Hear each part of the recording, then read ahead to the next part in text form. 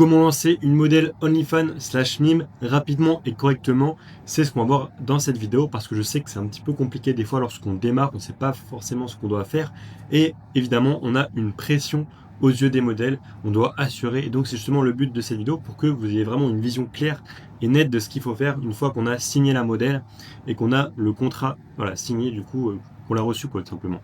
Donc là on va voir vraiment mon process duplicable étape par étape pour démarrer proprement et chiffrer vite.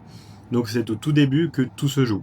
Pourquoi? Parce qu'en fait le piège c'est que beaucoup de managers n'osent pas dès le départ embêter la modèle pour vraiment améliorer son contenu. Résultat, soit ils ont peu de contenu, soit sinon le contenu il est de qualité moyenne, et encore là je suis vraiment gentil, je pourrais même dire médiocre, et c'est ensuite très compliqué du coup de faire de l'argent. L'objectif c'est d'avoir un process clair, étape par étape, à appliquer et dupliquer sur chacune des nouvelles modèles. C'est en fait ce qui va te permettre ensuite de pouvoir structurer ton agence et d'avoir vraiment des process clés et te dire ok bon bah là je recrute une modèle, je sais exactement ce que je fais étape par étape. Et voilà, un lancement carré pose les bases, contenu de qualité, vente rapide, modèle qui reste. Premièrement, tout savoir sur ta modèle. Les prérequis, donc déjà tu vas faire un appel évidemment visio plutôt que vocal. Évidemment tu fais un appel parce que si tu fais pas d'appel, laisse tomber, il n'y a aucune trust avec la modèle et derrière généralement ça mène pas forcément grand chose. Je te dis pas que tu dois forcément appeler tes modèles toutes les semaines. Moi c'est un truc que je faisais avant, maintenant ça je le fais plus, tout simplement parce que des fois il n'y a pas forcément énormément de choses à dire et il y a pas mal aussi de modèles qui veulent pas forcément s'appeler. J'en ai une autre qui veut s'appeler assez souvent, bon bah on le fait, mais voilà, je m'adapte un petit peu à la modèle, à la personne que j'ai en face de moi. Le rapport humain, en tout cas, il est non négociable. Il faut que tu saches aussi, au niveau du matériel, qu'est-ce qu'elle a. Téléphone, ring light, il faut qu'elle ait au minimum un iPhone 12 au niveau de la qualité. Si jamais elle en a pas, tu peux lui en trouver pour 200 €. Donc voilà. Ensuite, au niveau des tenues et jouets, il faut aussi que tu saches exactement ce qu'elle a pour ensuite pouvoir peut-être orienter les scripts. Et au niveau des limites, est-ce qu'elle fait du contenu solo, duo? À savoir que le duo, ça se monétise plus facilement et plus cher. Et ensuite, au niveau aussi des réseaux existants, compte et plateformes, tu dois vraiment savoir avoir une vue d'ensemble. Est-ce qu'elle a un Telegram, un Mime, un WEF, des Insta, des TikTok pour savoir qu'est-ce que tu peux ou non réutiliser. Aussi, il faut que tu saches quand est-ce qu'elle est disponible, essayer de voir un petit peu avec elle quand est-ce qu'elle pourra faire le contenu. Donc, idéalement, par exemple, elle pourrait faire 2 sessions par semaine, 2 sessions de peut-être 2-3 heures. Et comme ça, elle aura le temps vraiment de faire pas mal de contenu. Et aussi, au niveau de la niche, pour moi, c'est important de ne pas forcer une niche spécifique, mais ce qu'incarne la modèle. C'est-à-dire que moi, en fait, je vais recruter une modèle uniquement si je vois, en la regardant en fait en face de moi, si je vois qu'elle a une particularité, quelque chose de différent qui va nous permettre de nous démarquer, et pour moi, ce sera la niche, le point sur lequel je vais appuyer, ce que je vais mettre en valeur en fait dans le marketing. Deuxièmement, tu devras créer l'infrastructure, c'est-à-dire un drive propre, standardisé, duplicable, et au niveau de la communication, moi, je passe uniquement par WhatsApp. Mais au niveau du drive, qu'est-ce que moi je fais? Du coup, je fais une catégorie utilisée. Dedans, je vais mettre, par exemple, tous les réels du coup que j'ai utilisés. Ou alors, par exemple, n'importe quel type de contenu pour Insta, EOF ou Mime qu'on vient utiliser une seule fois. Voilà, du coup ensuite je mettrai dans utiliser pour savoir. Maintenant, par exemple pour post et story, ça du coup j'ai vraiment laissé en fait dans les catégories pour ensuite pouvoir revenir etc dessus. Enfin bref, après ça c'est vraiment à vous de voir, mais en tout cas au niveau du drive, moi je fais vraiment simple, je suis catégorie IG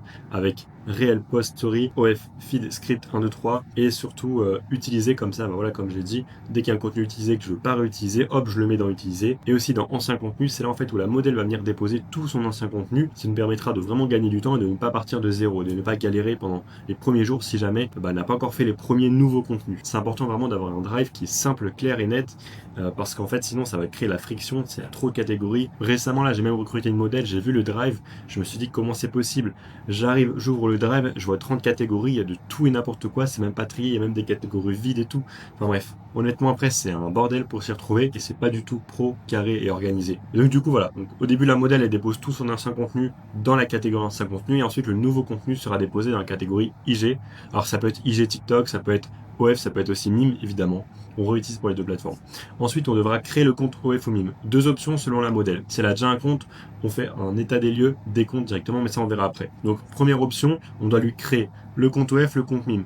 Donc d'ailleurs, vous aurez les liens en description pour venir cliquer dessus et créer le compte Mime OF de votre modèle. Si vous passez par le lien Mime, vous aurez aussi du coup une fonctionnalité abonnement gratuit qui vous permettra d'avoir l'abonnement gratuit, ce qui est aujourd'hui indispensable. Si vous ne l'avez pas, vous devrez mettre un code promo 100% et ça ne convertit vraiment pas, donc vous devez si vous voulez l'avoir. Voilà, maintenant si jamais vous avez déjà un compte Mime à votre modèle mais qu'elle n'a pas forcément les tracking links aussi, il y a aussi cette fonctionnalité là avec, ou alors l'abonnement gratuit, et du coup je vous mettrai aussi un formulaire en description de cette vidéo. Pour y accéder, vous aurez juste à déposer le lien de votre modèle et 2-3 informations, voilà c'est assez simple. Si jamais la modèle elle a déjà un compte Mime OF, on récupère les identifiants, on fait un état des lieux, des comptes, on revoit si besoin, photo de profil, photo de couverture, bio, un petit peu tout ça et on optimise ensuite. Et là, naturellement, vous allez forcément vous demander est-ce qu'il faudrait lancer un meme ou un OF. Tout dépend. Si la modèle, elle a les deux, bon bah, vous pouvez faire les deux, si jamais elle a du trafic sur les deux. Si jamais vous débutez, bah, peut-être prioriser une seule plateforme. Donc tout dépend en fait si elle est déjà présente sur une des deux ou non. Mais voilà, moi je sais que sur mes modèles actuellement, j'ai mis mes OF. Voilà, ça permet de faire quand même plus d'argent. Maintenant, on peut aussi vite aussi s'y perdre. Parce que si on dédouble les plateformes, c'est comme si finalement on avait deux modèles en une. Parce que bah, du coup, ça fait deux plateformes à gérer avec deux types de chatters, etc. Parce que faire changer un chatter de plateforme, c'est vraiment pas l'idéal. Et donc ensuite, on devra aussi optimiser le compte OF ou meme, ou même les deux. Au niveau de la vitrine, donc vraiment bah, le profil, la photo de profil, faut qu'on voit vraiment le visage avec un petit peu bah, les formes de la modèle qui donnent vraiment envie. La photo cover, donc la bannière,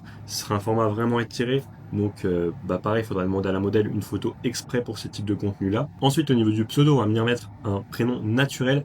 On met pas de love, xxx ou quoi. On essaie vraiment de faire un truc vraiment clean, vraiment naturel. Et au niveau de la bio, on annonce le sub gratuit. Ensuite on crée de la FOMO, on rajoute hop, ce petit côté interdit, etc. Et surtout, on présente aussi un petit peu la modèle, quel type aussi de contenu elle fait, parce que ça va venir donner envie. Enfin bref, en fait, il faut donner le max d'arguments aux clients pour venir s'abonner et aussi venir en DM. C'est pour ça que moi, je vais toujours un CTA bien en DM, quelque chose comme ça en gros. Et ensuite, il faudra aussi mettre un message de bienvenue icebreaker. Qu'est-ce que c'est en fait sur OFMI? On pourra mettre un message de bienvenue qui brise vraiment la glace. Vraiment, c'est l'objectif. On ne mettra surtout pas de coucou, ça va, machin, parce que toutes les modèles font ça. Les mecs qui sont abonnés à plein de modèles, nous on veut vraiment qu'ils s'abonnent à la nôtre, donc on doit vraiment venir se différencier. Choisissez bien vos premiers mots, c'est extrêmement important. On n'est pas là pour caresser les mecs dans le sens du poil, on est là pour bam avoir leur attention. Et ensuite évidemment on les met dans un bon mood, etc. Et aussi on vient mettre en place aussi des messages de relance, même aussi des scripts. Ça après j'ai fait pas mal de vidéos sur les scripts vachement complètes, donc je vous conseillerais d'aller regarder.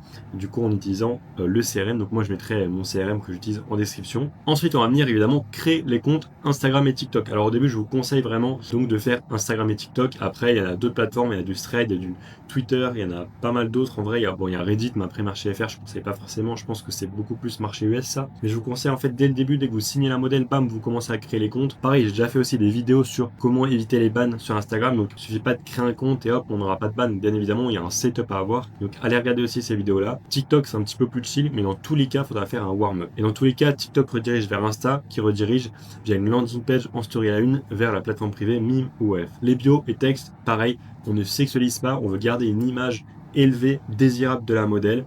On ne change pas tout le temps d'username, sinon on aura un avertissement sur Instagram. Donc pareil, sur Insta, il faut faire maintenant attention.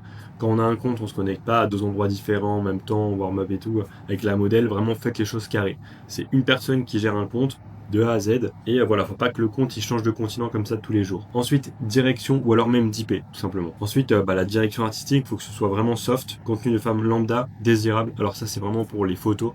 Faut vraiment pas qu'on se dise, oh, encore une modèle. Et ensuite, pas de lien direct vers OF et Mime sur TikTok, évidemment, sinon on peut se faire ban. Ensuite, il faudra évidemment former ta modèle au contenu. Donc, et garde toujours en tête que la qualité est supérieure au volume. Toujours. Une agence est là pour élever le contenu de la modèle, enfin la qualité du contenu de la modèle, et non pas simplement lui dire, bah tiens, tu peux faire ça, et hop, ensuite on poste. Et ça, malheureusement, c'est l'erreur d'énormément d'agences, de managers. Et en fait, c'est pour ça que derrière, ça ne prend pas.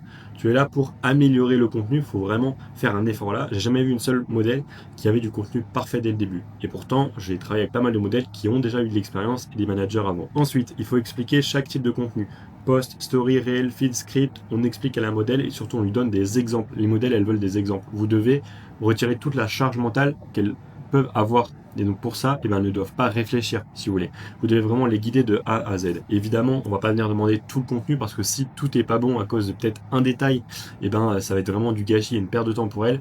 C'est pour ça du coup qu'il faut valider la qualité du contenu en y allant petit à petit en lui demandant des échantillons de chacun des types de contenu. Ensuite aussi au niveau des tenues, n'hésitez pas à faire un panier chaîne à la modèle. Il faudra la conseiller, il faudra lui dire, essaye plus les tenues comme ci, comme ça. Si jamais t'en as pas, je peux te faire un panier chaîne. Vous investissez 30-50 € et la modèle, elle aura 5, 10, 15 tenues. Donc c'est vraiment hyper rentable. Ensuite, combien de contenu par semaine? Alors là, du coup, pour installer TikTok, donc au niveau des réels, vous pourrez poster la même chose, mais alors attention, il faut vraiment que ce soit soft, pour que ça passe sur les deux plateformes. Je vous conseille du coup, si vous avez 3 comptes, 21 par semaine, donc toujours soft, bien travaillé. Et ensuite, pour Instagram, au niveau des stories, là, je vous conseille pareil, une photo story par jour CTA, avec le lien, du coup, donc ça fait 21 par semaine. Sur Instagram, au niveau des carousels, mettez toujours une base de contenu dans le feed avant de poster les réels. Mais ensuite, on peut venir poster 2-3 carousels par semaine, c'est bien. Par contre Insta, on peut aussi en poster un par jour, on peut aussi ne pas en poster. Maintenant, voilà, à vous de voir si vous voulez vraiment tout optimiser ou pas. Sur F aussi, dans le feed, il vous faudra une base de contenu pour donner déjà confiance si jamais vous venez de créer le compte. Et bien pour ça, il faudra 30 à 40 posts. Vous pourrez les poster presque tous le même jour. En vrai, c'est pas vraiment grave. Dans tous les cas, après, on va être régulier aussi sur le long terme en postant 2-3 carousels par semaine. On peut aussi monter à une par jour, enfin une photo, un carrousel par jour. Tout dépend en fait de combien de contenu vous avez, surtout s'il y a beaucoup de trafic. Là oui, c'est intéressant d'être vraiment actif pour montrer à tout le monde qu'on est actif. Et pas qu'il n'y a aucune activité, parce qu'il y a des personnes que ça pourrait refroidir si jamais vous ne postez pas du tout dans le feed, et donc ils vont pas forcément voir que vous êtes actif, et donc du coup ils vont pas forcément s'abonner. Sur Mime, je vous conseille jusqu'à 5 photos par jour, parce qu'il y a du trafic interne qu'on peut avoir justement en étant vraiment actif dans le feed, du coup c'est vachement intéressant. Et ensuite pour le script, donc que ce soit OF ou Mime, je vous conseille vraiment un par semaine jusqu'à en avoir une dizaine voire une quinzaine, c'est vraiment l'idéal. Ensuite au niveau du warm-up sur Instagram, donc pareil comme je vous l'ai dit, j'ai déjà fait des vidéos dessus, mais là du coup je vous en parle un petit peu quand même. Il faut savoir que du coup la période de warm-up Insta, quand vous venez de signer la modèle et vous créez les comptes, forcément vous ne pourrez pas poster direct dès le début, mais c'est pas grave, ça coïncide en fait avec le temps qu'il faudra à la modèle pour produire les premiers contenus et avoir du feedback, etc. avant que le contenu soit vraiment top. Donc c'est bien, ça laisse une petite période d'adaptation on va dire. Donc moi par exemple premier jour je crée le compte, je fais rien de spécial. D'ailleurs, je setup photo de profil. Premiers éléments, ça va être quoi? Ça va être peut-être la bio, photo de profil. Après, il n'y a pas de truc vraiment particulier à faire exactement le premier jour. Moi, et des fois, je fais rien forcément, à part la création évidemment. Des fois, je mets une photo de profil, une mini bio, etc. Mais généralement, le premier jour, je fais pas grand chose. Ensuite, c'est vraiment à partir du jour 2 où je commence à peut-être mettre vraiment la photo de profil, la bio, et surtout un post carousel par jour, une story par jour, tout ça pendant 6 jours, et surtout warm-up 20 minutes par jour. Et ensuite, jour 8, donc là, le profil il est clean. On peut lancer les réels parce qu'on a 6 photos minimum dans le feed, une storyline avec 6 photos, on a une bio, bref, on a un compte qui est déjà bien plus crédible. Surtout au niveau des réels, il faudra qu'il soit tourné en 4K 60 fps, il faut qu'ensuite vous les montiez soit sur CapCut, soit sur l'application Edit native d'Instagram, donc l'application native de montage sur Instagram, qui va ensuite garder la qualité de manière parfaite. Moi j'exporte en HD sur Edit, c'est-à-dire 1080p, 60 fps toujours. Et surtout faites attention à ce que la lumière naturelle soit vraiment face à la modèle, qu'elle ait une bonne énergie, qu'elle ait un bon cadrage, et surtout une tenue qui attire. Travaillez vraiment la tenue. Toujours. Et aussi des sous-titres bien visibles. Ça, c'est vraiment important. Et tout ça, c'est un peu la méthode miracle, entre guillemets, pour avoir vraiment des réels qui fonctionnent bien. Après, voilà, ça, c'est vraiment de la théorie. Ensuite, il faut voir exactement comment est-ce que vous y prenez avec les modèles. Mais globalement, c'est ça, moi, que je suis pour faire des réels qui font énormément de vues. Ensuite, au niveau donc de l'état d'esprit à adopter, il faut savoir que tu es derrière la modèle en permanence. Il faudra être vraiment réactif, proactif, surtout au début, mais même tout le temps, j'ai envie de te dire. Conseille-la au max, montre-lui que ça avance, montre-lui que tu es là, que en fait c'est vas-y on y va à fond, tu vois, c'est maintenant ou jamais.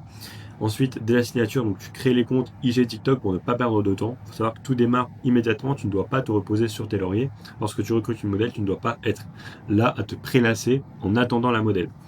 Ensuite, donc au niveau de la veille concurrentielle pour les différents types de contenus, on vient s'inspirer, copier-coller, enfin voilà, peut-être plutôt s'inspirer que copier-coller, mais moi surtout ce que je fais c'est qu'en fait je m'inspire de la concurrence, de ce qui marche bien, ensuite je l'adapte à mes modèles. Je vous conseille de faire ça, globalement c'est le mieux, et comme ça même vous aurez pas mal d'exemples pour la modèle. Et ensuite, voilà, mettre mot-clé. Et ensuite, extrêmement important, vraiment garder en tête que la modèle ne doit jamais réfléchir. Je vois trop de modèles avec qui je parle, que j'en appelle, parce qu'en fait, elles ont déjà eu une mauvaise expérience avec une agence, et au final, l'agence, elle ne les conseillait pas, elle ne les aidait pas, enfin bref. C'est notre rôle, en fait. Si on prend un pourcentage, c'est pas pour se dorer la pilule, c'est parce qu'on offre vraiment un service full management où la modèle n'a absolument rien à faire si ce n'est les photos et vidéos qu'on ne peut pas évidemment faire parce que sinon on ferait le GoFMIA ou le FM hybride, mais bon, je suis pas forcément fan de ça. Par contre, évidemment, il faudra quand même utiliser l'IA à notre avantage. Mais voilà, tout ce qu'on peut pas faire, c'est finalement les photos et vidéos si on fait de l'OFM classique. Et donc du coup, on a besoin de la modèle pour ça. Du moins au début lorsqu'on vient de la recruter. Parce qu'après, quand on a une base de contenu, moi par exemple c'est le cas avec une modèle, on fait pas mal de contenu IA maintenant. Parce que voilà, la modèle tourne bien. Et parce qu'elle a des petits soucis aussi perso. Donc, bref, ça arrivera toujours dans tous les cas. Vraiment, comme ça, il n'y a aucun blocage. Gardez ça en tête. Comme ça, la modèle, surtout, elle va vraiment se sentir bien si elle est accompagnée, qu'elle n'a pas à perdre du temps à réfléchir, à se creuser la tête. C'est pas à elle de faire ça, c'est à vous. Donc voici un petit peu la checklist avant de lancer la modèle. Donc globalement, au début, on a le drive, d'accord? Donc avec l'ancien contenu et le nouveau, bien trié. Le compte OFMIM, il est créé, du coup, via mon lien en description, ou alors vous l'avez récupéré, et donc là, hop, vous le revoyez bien, d'accord? Donc on vient optimiser la bio, etc. Tout le compte, même les scripts, messages de bienvenue, messages de relance via un CRM. Surtout aussi, on crée les comptes IG et TikTok. Ensuite, dans les warm-up, on envoie aussi un échantillon à la modèle du nouveau contenu. Et aussi moi pour la redirection donc de liens d'Instagram aux plateformes privées, du coup j'utilise Linkscale. Pareil, si vous voulez, je vous mettrai un lien en description. Il y aura pas mal de liens en description, mais vous inquiétez pas, regardez bien attentivement, vous allez vite comprendre à quoi est-ce qu'ils correspondent. Et surtout voilà, on setup bien les plateformes privées. Enfin il faut vraiment que tout soit prêt, le chatting aussi. Pour ça il faudra du coup mettre en place le plus rapidement possible, minimum un script si on a déjà des subs, pour pouvoir commencer le chatting. Et surtout, vous avez deux KPI à suivre. Principal, on va dire, ça va être le nombre de subs par jour. Essayez de viser 40 à 50 pour avoir une bonne cadence. Sur OF, sur Mime, essayez peut-être de viser, je dirais, 80 à 100. Je dirais que c'est plus ou moins l'équivalent de faire 40-50 sur OF, marché FR, en termes de difficulté. Et la LTV, si vous êtes au-delà de 10, c'est vraiment top.